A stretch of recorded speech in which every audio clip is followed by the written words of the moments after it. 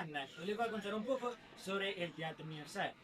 ¿En qué consiste el Teatro Universal? Básicamente, vamos a contar todas las formas y la evolución que ha existido de todas las manifestaciones teatrales desde la antigüedad hasta hoy. Iniciamos hablando de qué es el Teatro Universal. El Teatro Universal, básicamente, muchas personas creen que es un tipo de forma teatral, pero no es así. Como su nombre lo indica, son todas las manifestaciones teatrales que han existido desde la antigüedad hasta hoy. Comenzamos desde su origen, desde la antigua Grecia, que arranca por allá en siglo VI a.C., con rituales de honor al dios Diosino.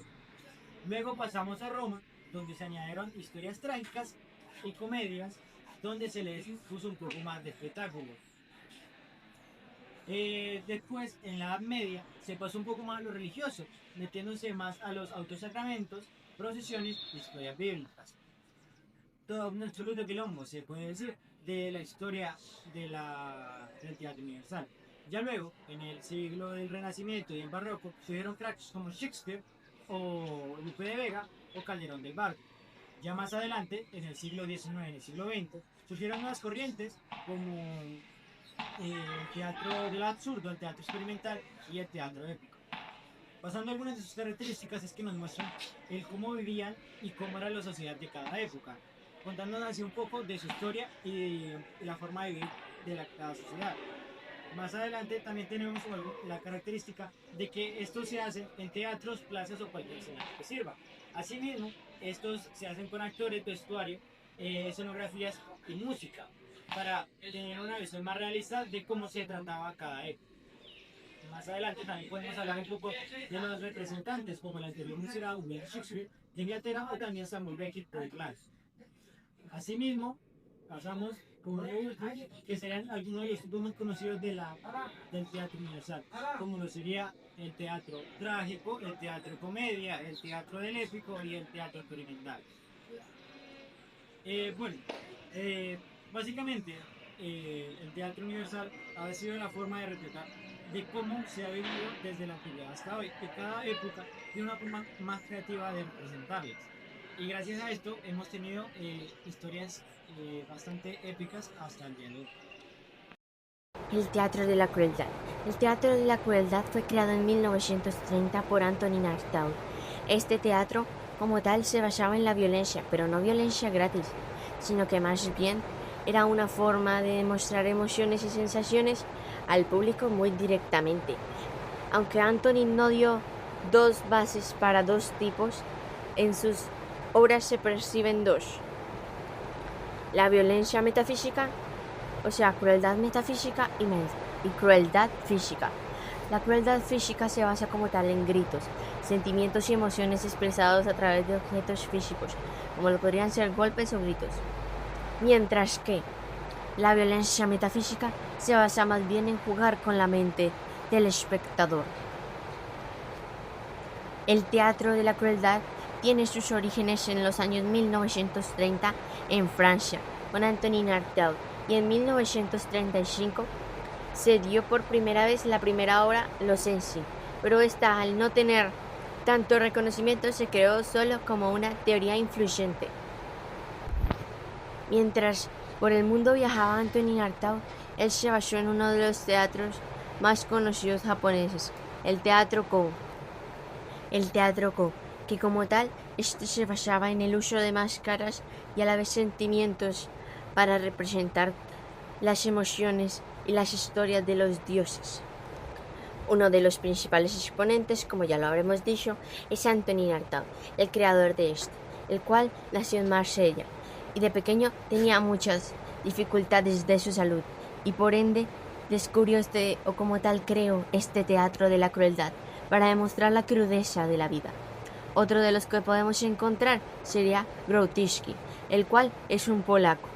Él como tal creó el teatro del laboratorio y es uno de los más reconocidos en el teatro de la crueldad. Algunos datos curiosos del teatro de la crueldad es que tiene una simbología minimalista y además de esto se creó como teoría influyente hasta hoy en día, o mejor dicho, hace unos cuantos años que volvió a tener relevancia. Otro de estos es que no solo se basó en el teatro Kou, sino también en el Teatro Balinés. Y además de esto, también se podría decir o se conoce que Artaud dio un viaje por todo el mundo antes de crear el Teatro de la Crueldad. Muchas gracias. Bueno, mira, ¿qué es el teatro de la comedia? Es ese género que tiene como objetivo principal hacerte reír, ¿viste? Pero no solo para pasarla bien, muchas veces te mete una crítica social o política, pero de forma liviana, con chistes, situaciones ridículas y personajes exagerados.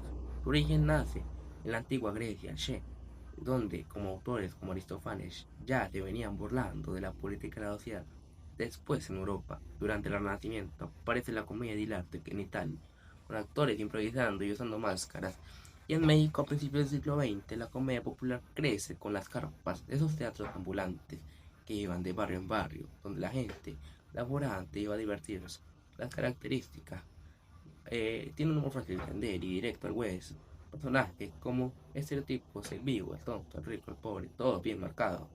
Escenas exageradas, absurdas, que te hacen reír de lo ridículas. Mensajes escondidos en forma de chiste, mucha improvisación y el contacto con el público. Un lenguaje rápido, creativo y con picardía. Tus representantes son Aristófanes, Molière, Oscar Wilde y Cantinflas, paleyazo y clavillazo.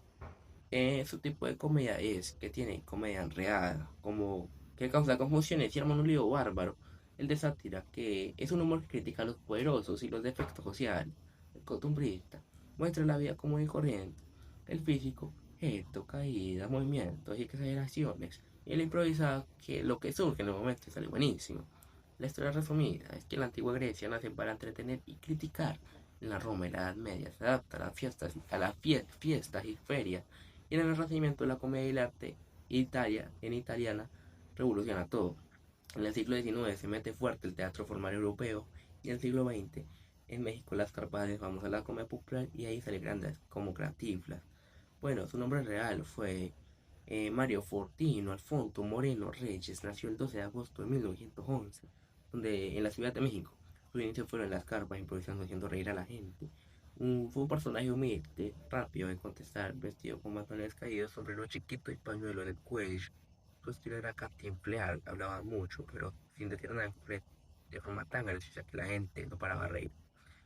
Su reconocimiento internacional fue que ganó un Globo de Oro en 1956 por la Vuelta al Mundo en 80 días y falleció el 20 de abril de 1993, que fue un ícono en la comedia latina, queriendo ser recordado por su humor y por su forma de representar al pueblo mexicano.